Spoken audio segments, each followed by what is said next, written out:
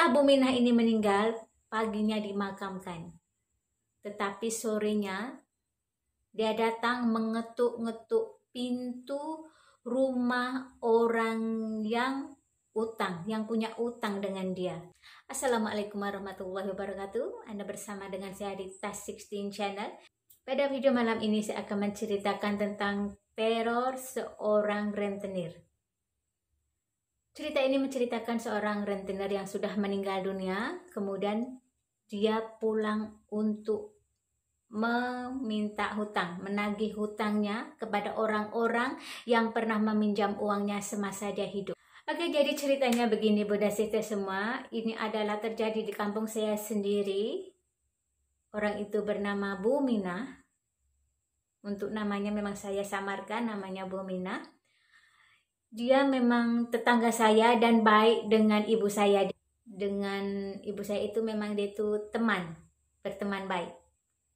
Asal-usul Bu Minah ini adalah dia seorang perempuan yang cantik dan menikah dengan orang yang sudah berumur. Waktu itu Bu Minah masih remaja, kemudian dia menikah dengan orang yang sudah umurnya 50-an lebih. Dari pernikahan itu Bu Minah mempunyai 3 orang anak, 1 perempuan dan 2 laki-laki. Kehidupan Bu Minah ini dikategorikan kehidupan yang senang, bukan orang susah, karena lelaki yang dia kawini ini, yang dia nikahi ini adalah bekas orang pengusaha. Jadi dia banyak harta. Setelah anaknya agak-agak besar, dia mungkin ingin mencari kesibukan dan dia mulai mengutang-utangkan uang kepada teman-temannya, kepada orang-orang kampung. Tetapi uang yang dia pinjamkan ini berbunga. Misalnya pinjam 10.000 pulang 12.000, pinjam 20.000 pulang 25.000. Jadi setiap sore ini Minah ini akan menagih dari rumah ke rumah meminta angsuran. Jadi cara membayarnya ini dengan cara diangsur seperti kita utang di bank. Dia mengangsur, tapi setiap hari, setiap sore, setiap habis asar si Minah ini keliling kampung mengutip utangnya. Dan untuk singkat ceritanya aja, si Minah ini sudah melakukan bisnisnya ini bertahun-tahun. Sudah terkenal, sudah hampir seluruh kampung dan tetangga-tetangga kampung ini pun sudah banyak meminjam uang di Bu Minah ini. Memang dia sudah terkenal. Pada suatu hari dia jatuh sakit. Di umur 45-an gitu, 45, agaknya 40-an lebih gitu, dia jatuh sakit. Tidak terlalu tua, dia masih muda, dia jatuh sakit. Sakitnya ini saya tidak tahu sakitnya sebab saya nggak tanya.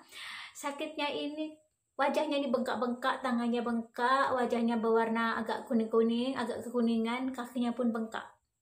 Karena waktu hari raya dia ada juga datang ke rumah saya dengan wajah yang bengkak, tangan bengkak, kaki bengkak, dan kulitnya agak kekuning-kuningan, pucat kuning. Mungkin dia sakit ginjal ataupun sakit liver, saya tidak tahu, tapi biasanya kalau kulitnya agak kuning itu sakit liver. Saya sempat juga bersalaman dengan dia waktu itu karena hari raya. Tangannya ini bengkak dan rasanya dingin.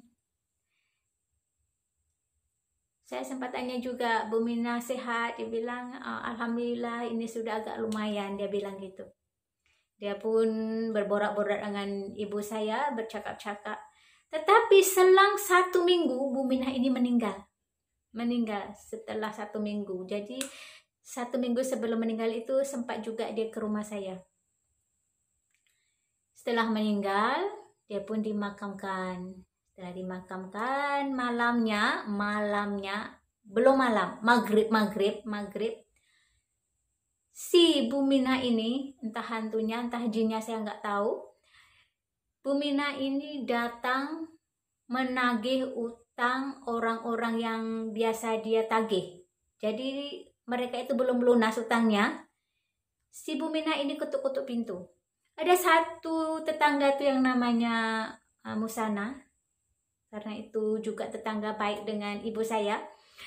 Dia menceritakan senja itu waktu habis maghrib kebetulan hujan gerimis, suaminya nggak ada. Si Bu Minah ini, suara Bu Minah ini ketuk-ketuk pintu. Dari pintu depan, pintu samping, sampai pintu belakang di sumur. Keliling. Ketuk-ketuk pintu, dipanggil-panggil. Mus, mus, mus. Nama dia Musana, jadi panggil mus, mus, mus. Keliling. Yang di dalam rumah itu cuma dia dengan anaknya 2 orang yang masih kecil-kecil dan dengan emaknya. Emaknya itu pun tak berapa sehat, jadi bilang, gak usah dibuka, gak usah dibuka. Suara itu gak usah dibuka. Rumah Musana ini dindingnya pakai bambu. Jadi bisa bila diketuk-ketuk ini bergerak-gerak semua. Bergerak-gerak, memang sungguh menakutkan, bergerak-gerak. Dari pintu depan, pintu samping sampai pintu belakang. Tak dibuka. Ketakutan orang itu. Sampai kemudian suara itu pun hilang. Besoknya dia datang lagi di waktu yang sama. Ternyata setelah Musana ini menceritakan kepada orang kampung, orang-orang yang utang dengan dia pun sama, didatangi habis maghrib. Ternyata bukan Musana saja yang didatangi Bu Minah ini, tetapi hampir semua orang yang pinjam uang kepada dia didatangi, diketuk-ketuk pintunya, dipanggil-panggil namanya. Seperti biasa dia menagih hutang setiap sore, seperti itu. Selama 7 hari. Jadi 7 hari ini dia keliling kampung. 7 hari. Jadi horor kampung itu. Semua orang takut. Setelah 7 hari, genap 7 hari, tidak ada lagi Bu Minah datang rumah. Tidak ada lagi ketuk-ketuk. Dan orang-orang kampung yang meminjam uangnya pun berusaha untuk melunasi. Karena Bu Minah ini ada 3 orang anak. Jadi dia datang ke rumahnya dan melunasi utangnya dengan anaknya.